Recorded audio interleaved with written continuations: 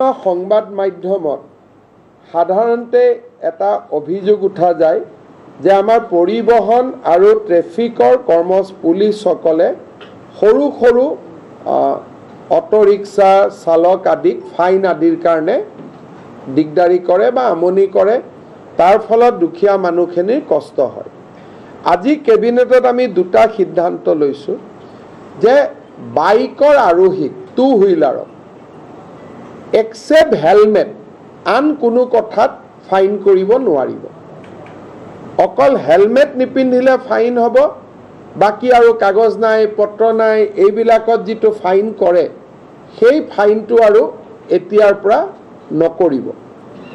যদি কাৰোবাৰ কাগজ নাই তেতিয়া তেওঁলোকক নটিচ দিব, তেওঁলোকে কাগজ ঠিক কৰিব, কিন্তু ফাইন নলয় গভৰ্ণমেণ্টে। তাৰ এটা SOP ট্ৰেন্সপৰ্ট ডিপাৰ্টমেণ্টে ৰিলিজ কৰিব। দ্বিতীয়তে অটো ৰিক্সা ৰিক্সা যিকোনো তিনি হুইলাৰ তিনিচুকীয়া যুক্ত গাড়ীক 4 বাৰকৈ তেওঁলোকে ৰিপিটেড অপৰাধ নকৰালৈকে তেওঁলোকৰ পৰা কোনো ফাইন নোলোৱাৰ সিদ্ধান্ত লৈছে। মানে এজন অটো ৰিক্সা বা এটা ই ৰিক্সা বা এজন ৰিক্সা চালকে 4টা ফাইন কৰাৰ পিছতহে 5 নম্বৰ বাৰতহে তেওঁলোকৰ পৰা ফাইন ল'ব পাৰিব। মানে 4 বাৰ আমি তেওঁলোকক ৱাৰ্ণিং দিম, 4 বাৰ ৱাৰ্ণিং দিয়াৰ পিছতো যদি তেওঁলোকৰ ভুলটো তেওঁলোকে কৰিয়েই থাকে তেতিয়াহ'লে 5 নম্বৰ বাৰতহে তেওঁলোকৰ পৰা ফাইন লোৱা যাব। আৰু তেনেকৈ মটৰচাইকেল স্কুটাৰ স্কুটি আদিৰ পৰা এটাতে খালি ফাইন লোৱা যাব হেলমেট নিপিন্ধিলে, বাকী আন কথাত আমি তেওঁলোকৰ পৰা ফাইন নলওঁ। ইয়াৰ ওপৰত ট্ৰেন্সপৰ্ট ডিপাৰ্টমেণ্টক নিৰ্দেশ দিয়া হৈছে যে আপোনালোকে এটা SOP বনাই অহা 15 দিনৰ ভিতৰত আপোনালোকে প্ৰকাশ কৰক, যাতে অটো ৰিক্সা ৰিক্সা ই ৰিক্সা এওঁলোকে যাতে ফাইন আদিৰ পৰা ৰক্ষা কৰিব খোজে। আমি এনে হিচাপ কৰি চাইছিলোঁ যে ইয়াত ফাইনৰ নামত চৰকাৰে যোৱা গোটেই 3 বছৰত 6-7 কোটি টকাও পোৱা নাই। গতিকে 6-7 কোটি টকাৰ কাৰণে আমি মানুহক হুলস্থুল কৰি থকাৰ কোনো অৰ্থ নাই।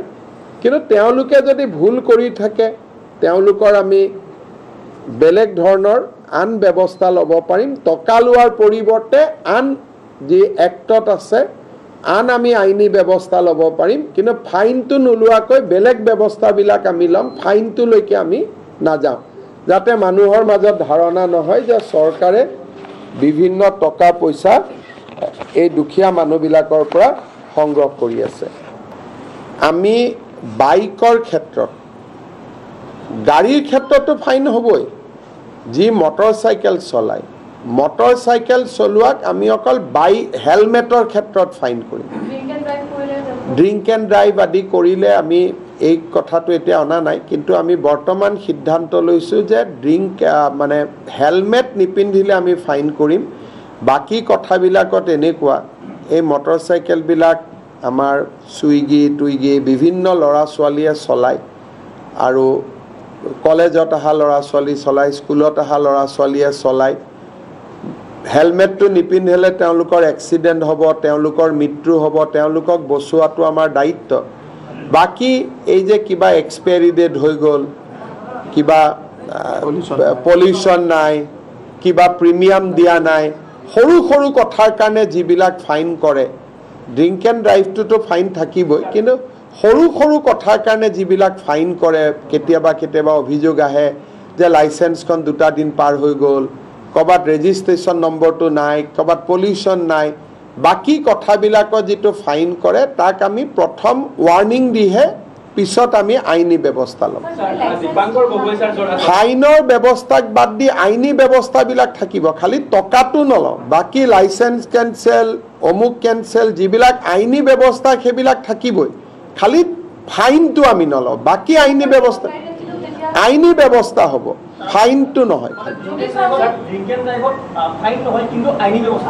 আইনী ব্যৱস্থা থাকিবই, লাইচেন্স কেঞ্চেল হোৱা কিবা হোৱা আইনী ব্যৱস্থাবোৰ থাকিব। কিন্তু আপোনালোকে যে চৰকাৰক অভিযোগ কৰি থাকে চৰকাৰে টকা লয়, দৰমহা দিব পইচা নাই, সেইটো আমি নোহোৱা কৰি দিছোঁ যে আমাক টকা নালাগে, আইনী ব্যৱস্থা আমি ল'ম।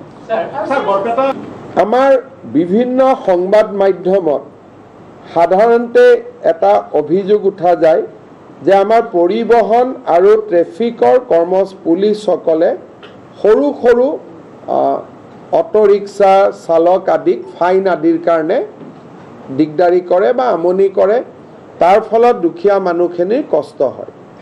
আজি কেবিনেটত আমি দুটা সিদ্ধান্ত লৈছোঁ যে বাইকৰ আৰোহীক টু হুইলাৰক এক্সেপ্ট হেলমেট আন কোনো কথাত ফাইন কৰিব নোৱাৰিব।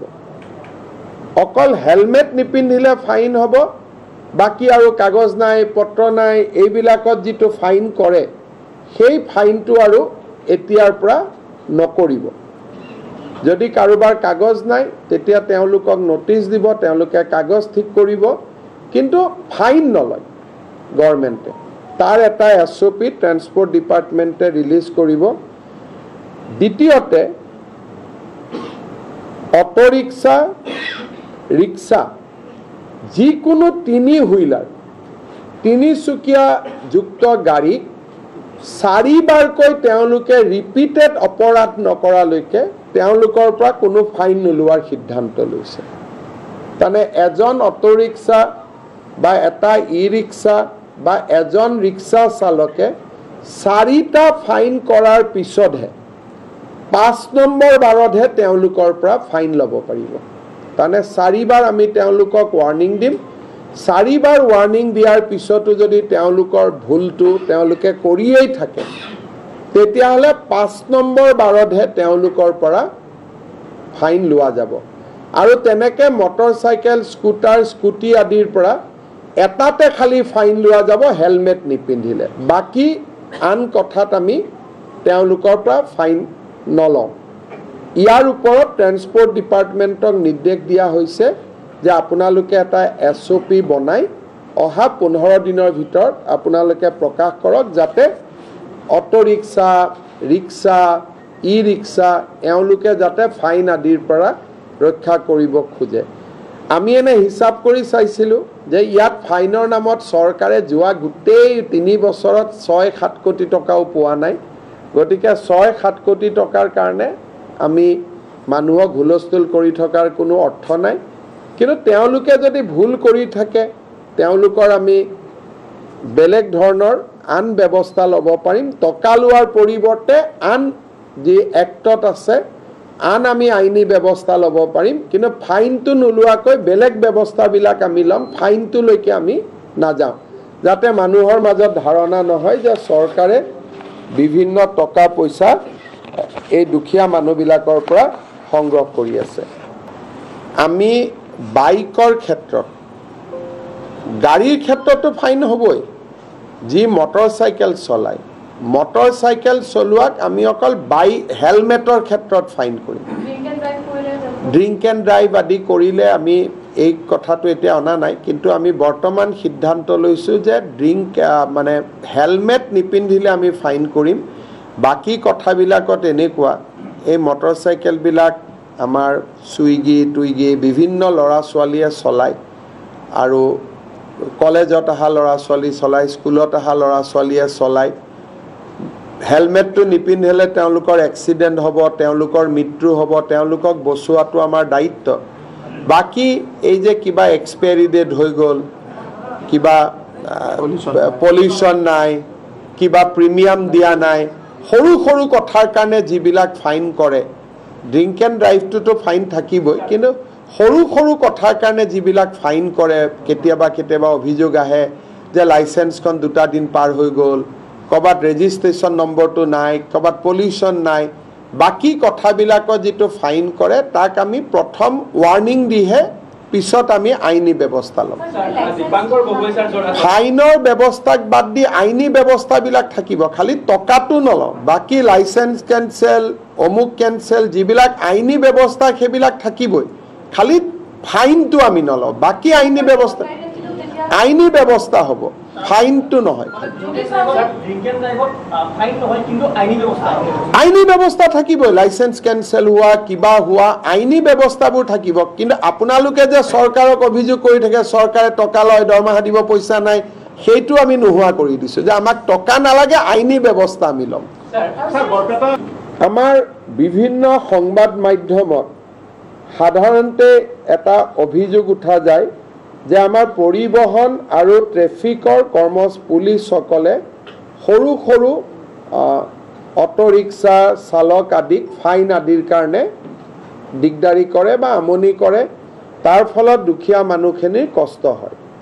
আজি কেবিনেটত আমি দুটা সিদ্ধান্ত লৈছোঁ যে বাইকৰ আৰোহীক টু হুইলাৰক এক্সেপ্ট হেলমেট আন কোনো কথাত ফাইন কৰিব নোৱাৰিব। অকল হেলমেট নিপিন্ধিলে ফাইন হ'ব, বাকী আৰু কাগজ নাই পত্ৰ নাই এইবিলাকত যিটো ফাইন কৰে সেই ফাইনটো আৰু এতিয়াৰ পৰা নকৰিব। যদি কাৰোবাৰ কাগজ নাই তেতিয়া তেওঁলোকক নটিচ দিব, তেওঁলোকে কাগজ ঠিক কৰিব, কিন্তু ফাইন নলয় গভৰ্ণমেণ্টে। তাৰ এটা SOP ট্ৰেন্সপৰ্ট ডিপাৰ্টমেণ্টে ৰিলিজ কৰিব। দ্বিতীয়তে অটো ৰিক্সা ৰিক্সা যিকোনো তিনি হুইলাৰ তিনিচকীয়া যুক্ত গাড়ীক 4বাৰকৈ তেওঁলোকে ৰিপিটেড অপৰাধ নকৰালৈকে তেওঁলোকৰ পৰা কোনো ফাইন নোলোৱাৰ সিদ্ধান্ত লৈছে। তাৰমানে এজন অটো ৰিক্সা বা এটা ৰিক্সা বা এজন ৰিক্সা চালকে 4টা ফাইন কৰাৰ পিছতহে 5 নম্বৰ বাৰতহে তেওঁলোকৰ পৰা ফাইন ল'ব পাৰিব। তাৰমানে 4বাৰ আমি তেওঁলোকক ৱাৰ্ণিং দিম, 4বাৰ ৱাৰ্ণিং দিয়াৰ পিছতো যদি তেওঁলোকৰ ভুলটো তেওঁলোকে কৰিয়েই থাকে তেতিয়াহ'লে 5 নম্বৰ বাৰতহে তেওঁলোকৰ পৰা ফাইন লোৱা যাব। আৰু তেনেকৈ মটৰচাইকেল স্কুটাৰ স্কুটি আদিৰ পৰা এটাতে খালি ফাইন লোৱা যাব হেলমেট নিপিন্ধিলে, বাকী আন কথাত আমি তেওঁলোকৰ পৰা ফাইন নলওঁ। ইয়াৰ ওপৰত ট্ৰেন্সপৰ্ট ডিপাৰ্টমেণ্টক নিৰ্দেশ দিয়া হৈছে যে আপোনালোকে এটা SOP বনাই অহা 15 দিনৰ ভিতৰত আপোনালোকে প্ৰকাশ কৰক, যাতে অটো ৰিক্সা ৰিক্সা ৰিক্সা এওঁলোকে যাতে ফাইন আদিৰ পৰা ৰক্ষা কৰিব খোজে। আমি এনে হিচাপ কৰি চাইছিলোঁ যে ইয়াত ফাইনৰ নামত চৰকাৰে যোৱা গোটেই 3 বছৰত 6-7 কোটি টকাও পোৱা নাই। গতিকে 6-7 কোটি টকাৰ কাৰণে আমি মানুহক হুলস্থুল কৰি থকাৰ কোনো অৰ্থ নাই। কিন্তু তেওঁলোকে যদি ভুল কৰি থাকে তেওঁলোকৰ আমি বেলেগ ধৰণৰ আন ব্যৱস্থা ল'ব পাৰিম। টকা লোৱাৰ পৰিৱৰ্তে আন যি এক্টত আছে আন আমি আইনী ব্যৱস্থা ল'ব পাৰিম, কিন্তু ফাইনটো নোলোৱাকৈ বেলেগ ব্যৱস্থাবিলাক আমি ল'ম, ফাইনটোলৈকে আমি নাযাওঁ, যাতে মানুহৰ মাজত ধাৰণা নহয় যে চৰকাৰে বিভিন্ন টকা পইচা এই দুখীয়া মানুহবিলাকৰ পৰা সংগ্ৰহ কৰি আছে। আমি বাইকৰ ক্ষেত্ৰত গাড়ীৰ ক্ষেত্ৰতো ফাইন হ'বই। যি মটৰচাইকেল চলায় মটৰচাইকেল চলোৱাক আমি অকল হেলমেটৰ ক্ষেত্ৰত ফাইন কৰিম। ড্ৰিংক এণ্ড ড্ৰাইভ আদি কৰিলে আমি এই কথাটো এতিয়া অনা নাই, কিন্তু আমি বৰ্তমান সিদ্ধান্ত লৈছোঁ যে মানে হেলমেট নিপিন্ধিলে আমি ফাইন কৰিম। বাকী কথাবিলাকত এনেকুৱা, এই মটৰচাইকেলবিলাক আমাৰ চুইগি বিভিন্ন ল'ৰা ছোৱালীয়ে চলায়, আৰু কলেজত অহা ল'ৰা ছোৱালী চলায়, স্কুলত অহা ল'ৰা ছোৱালীয়ে চলায়। হেলমেটটো নিপিন্ধিলে তেওঁলোকৰ এক্সিডেণ্ট হ'ব, তেওঁলোকৰ মৃত্যু হ'ব, তেওঁলোকক বচোৱাটো আমাৰ দায়িত্ব। বাকী এই যে কিবা এক্সপায়াৰী ডেট হৈ গ'ল, কিবা পলিউশ্যন নাই, কিবা প্ৰিমিয়াম দিয়া নাই, সৰু সৰু কথাৰ কাৰণে যিবিলাক ফাইন কৰে, ড্ৰিংক এণ্ড ড্ৰাইভটোতো ফাইন থাকিবই, কিন্তু সৰু সৰু কথাৰ কাৰণে যিবিলাক ফাইন কৰে, কেতিয়াবা অভিযোগ আহে যে লাইচেন্সখন 2টা দিন পাৰ হৈ গ'ল, ক'ৰবাত ৰেজিষ্ট্ৰেশ্যন নম্বৰটো নাই, ক'ৰবাত পলিউশ্যন নাই, বাকী কথাবিলাকত যিটো ফাইন কৰে তাক আমি প্ৰথম ৱাৰ্ণিং দিহে পিছত আমি আইনী ব্যৱস্থা ল'ম।